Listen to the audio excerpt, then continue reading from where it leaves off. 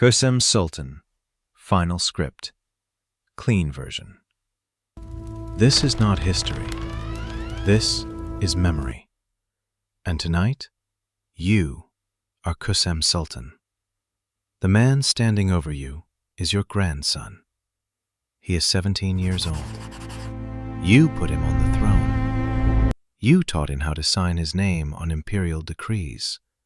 You chose his tutors, his advisors, his first wife. In his hands is a silk cord, the same material that has decorated your chambers for 40 years. You are 70 years old. You have outlived 4 sultans. You have run this empire through wars, rebellions, plagues, and coups that would have destroyed anyone else. You did not survive all of that to be killed by a boy you raised. But to understand how the most powerful woman in Ottoman history ends up here, you have to go back 60 years, to the Greek girl who arrived at the palace gates with nothing but her face and what she built from it. You were born around 1589, probably on a Greek island, probably the daughter of a priest. Nobody is writing down the details of your life yet. That changes very quickly. You are 12 years old when strangers arrive, and your life stops belonging to you. By nightfall, you are on a ship heading to Constantinople. By the following week, you are inside the walls of Topkapi Palace.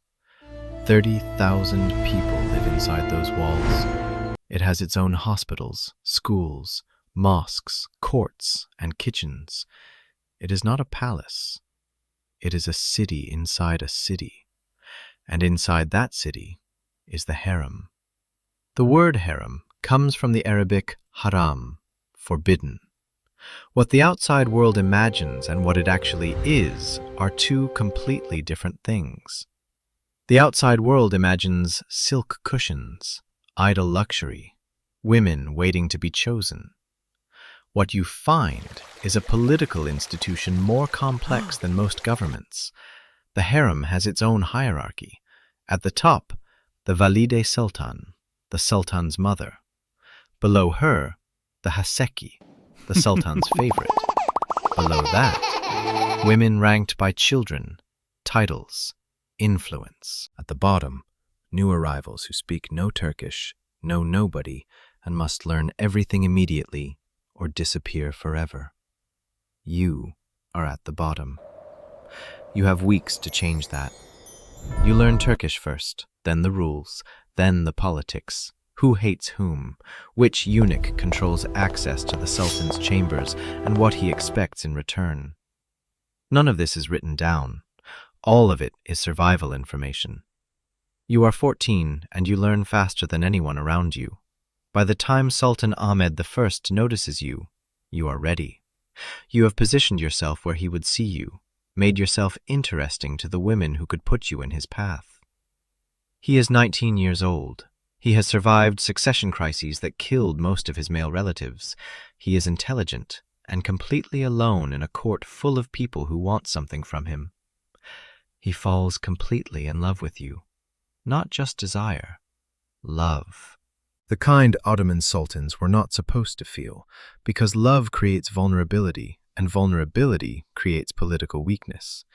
He gives you children, 6 sons and 3 daughters.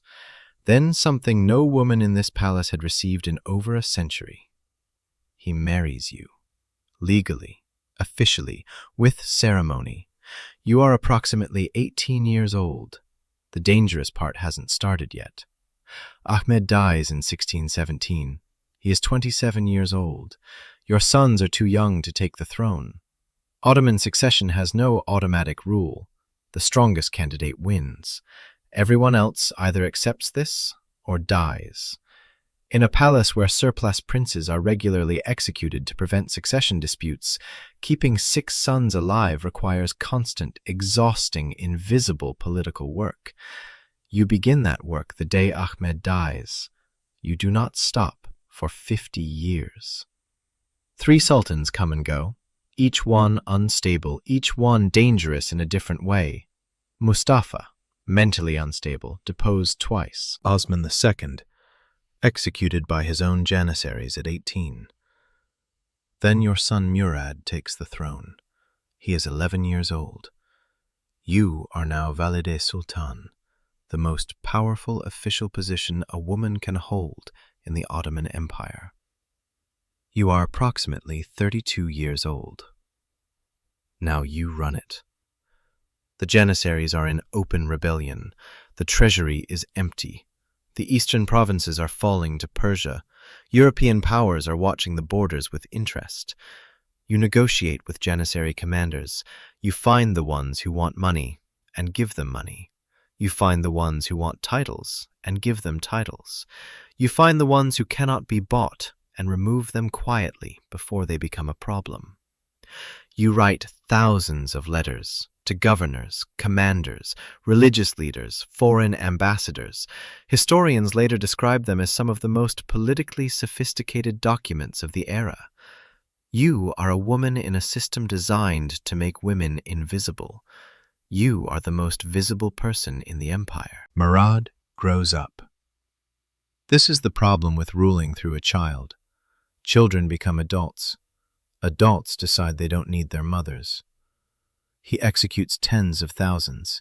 He bans alcohol, tobacco, and coffee on pain of death, then drinks himself to death anyway. Brutal, but effective. He retakes Baghdad. He stabilizes the empire you kept alive while he was growing up. He dies at 27. Cirrhosis. Your next son becomes Sultan, Ibrahim. Ibrahim is not Murad. He spent his entire childhood in the cafes, the apartments where Ottoman princes were kept imprisoned to prevent succession disputes. He watched his brothers die one by one. By the time he takes the throne, he is 24 and has spent his entire adult life waiting to be killed. That kind of waiting does something to a person. His reign is a disaster. He empties the treasury on obsessions. He executes advisors on impulse. He orders 280 women of his court thrown into the waters of the Bosphorus after suspecting one of disloyalty. He never establishes which one, so he has all of them removed to be certain. In 1648, the janissaries rebel again. They want Ibrahim removed. This time, you agree with them. Here is what history does not tell you. You sign the order for your own son's deposition. You, his mother, the woman who kept him alive through 20 years of imprisonment and political chaos. 6 days later, he is executed by order of his own court, quietly, without trial. When told his mother had agreed to his removal, Ibrahim said, "Is there no one in this empire who will take pity on me?"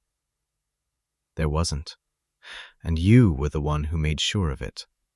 Your grandson, Mehmed IV, takes the throne. He is 6 years old. You are now the Buyuk Valide, the grandmother sultan, a position that has never formally existed because no woman has survived long enough to need a title for it. You are 60 years old. You have been the most powerful person in the Ottoman Empire for 30 years, and now you face the one enemy your entire career could not prepare you for, another woman exactly like you. Her name is Turhan Sultan, Mehmed's mother. She is in her 20s, intelligent, ambitious. She has watched you operate for years and learned everything you know. The Ottoman court divides between two power structures. Your network, built over 40 years, reaching into every corner of the administration, the military, the religious establishment, and hers, newer, smaller, but backed by one thing you cannot match. She is the Sultan's mother. You are only his grandmother. In Ottoman protocol, this matters. You held the title Valide Sultan through Murad and Ibrahim. Now it belongs to Turhan. Neither of you accepts losing. Both of you know exactly what losing means. September 2nd, 1651. There are accounts you were planning to replace Mehmed with another grandson, one whose mother you could control. Turhan hears about this, or believes she does, or decides that whether it's true or not, she cannot afford to wait. She moves first. The men she sends know Topkapi better than anyone. They know where you sleep, where your servants are posted, which corridors can be reached without passing the wrong people. There are accounts that you hide behind a door, that you run, that you fight, a 70-year-old woman against trained palace guards, that it takes longer than anyone expected. They enter your chambers. You know why they are here.